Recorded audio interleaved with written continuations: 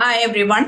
திமுக கூட்டணியில மதிமுகவுக்கு மீண்டும் மதுரை தெற்கு ஒதுக்கப்படலாம்னு அங்கு பூமிநாதன் வேட்பாளரா களமிறங்குவார்னு கூறப்படுது.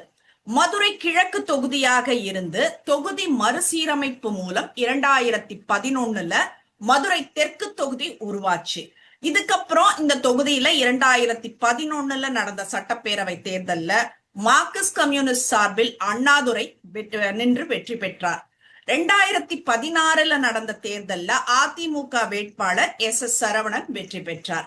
2021 தேர்தல்ல திமுக கூட்டணி சார்பில் இந்த தொகுதியில போட்டியிட்ட மதிமுக மாநகர் மாவட்ட செயலாளராக இருந்த புதூர் பூமிநாதன் 62,812 ஓட்டுகள் பெற்று வெற்றி பெற்று தற்போது எம்எல்ஏவா இருக்காரு. ஏற்கனவே இந்த தொகுதி மதுரை கிழக்கு என்ற பெயர்ல இருந்தப்போ மதிமுக சார்பில் 2 முறை போட்டியிட்டாலும் 3வது முறை திமுக கூட்டணியில போட்டியிட்டு தெற்கு தொகுதியை வென்றிருக்கார். கடந்த 5 ஆண்டுல தொகுதி மக்களின் கோரிக்கைகளுக்காக சட்டப்பேரவையில் குரல் கொடுத்து பல்வேறு குறைகளுக்கு தீர்வு கண்டிருக்கார். நீண்ட நாட்களா தொகுதியில் பட்டா பெறாதவர்களுக்கு போராடி பெற்றுக் கொடுத்திருக்கார். இந்த தீவிர மக்கள் நல பணியால் மதுரை தெற்கு மதிமுகவுக்கு சாதகமான தொகுதியாக மாறியிருக்கு. இந்த நிலையில திமுக கூட்டணியில இடம்பெற்றிருக்கிற மதிமுகவுக்கு 4 தொகுதிகள் ஒதுக்கீடு செய்யப்பட்டிருந்தது.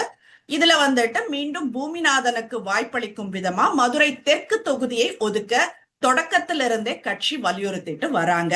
இப்ப நம்ம நேத்து பேசின மாதிரி 10 தொகுதி பட்டியல் கொடுத்திருந்தாங்க. அதுல முதன்மை மதுரை தெற்கு தான் இருக்கு அப்படின்றத சொல்லணும்.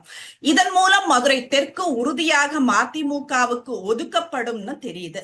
கட்சி தொடங்கிய காலம் தொடங்கி வைகோ அவர்களுடன் பயணிக்கும் முக்கிய நபர்களில் ஒருவரும் எனது அன்பு சகோதரர் பொடா பூமிநாதன் என வைகோ அழைக்கும் நபராக இருக்கும் பூமிநாதனுக்கே வாய்ப்பளிக்கப்படும். கடந்த முறை போல இந்த மீண்டும் அவர் உதயசூரியனில் போட்டியிடலாம்னும் அந்த கட்சியினர் நம்பிக்கை தெரிவிச்சிருக்காங்க. இது ஒரு புறம் இருக்க, அதிமுக பாஜக கூட்டணி முடிவான நாள்ல இருந்தே இந்த தொகுதியை பாஜக குறிவைக்குது. அந்த கட்சியோட மாநில பொதுச் செயலாளர் ராமஸ்ரீனிவாசன் போட்டியிட பாஜக வாய்ப்பளிக்கும் என்ற நம்பிக்கையில தொகுதியில தேர்தல் பணியை தொடர்ந்து மேற்கொண்டிருக்காரு.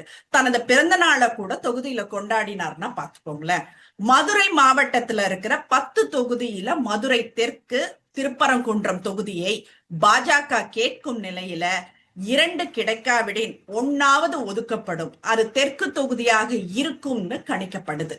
ஒருவேளை தெற்கு பாஜகவுக்கு ஒதுக்கினால் ராமஸ்ரீனிவாசனும் அவருக்கு முன்னால் இருந்த மாநகர செயலாளர் கே ஸ்ரீனிவாசனுக்கும் இடையே போட்டி இருக்கும்னு சொல்லப்படுது. இங்க இருக்கிற குறிப்பிட்ட சமூக ஓட்டுகள் தங்களுக்கு சாதகமா இருக்கும்னு பாஜக நம்புது. பூமிநாதன் சார்ந்த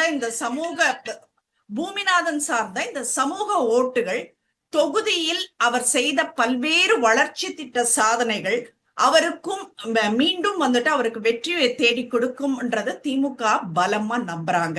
இதனால மீண்டும் தெற்குல சூரியன் உதிக்கும்னு நம்பப்படுது. ஒருவேளை இந்த தொகுதி அதிமுகவுக்கு மீண்டும் ஒதுக்கப்பட்டால் மீண்டும் எஸ் சரவணனுக்கு வாய்ப்பளிக்கலாம்னு கூறப்படுது.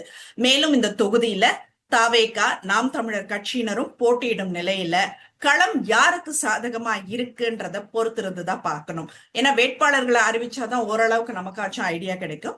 சோ பொறுமையாக பார்ப்போம்.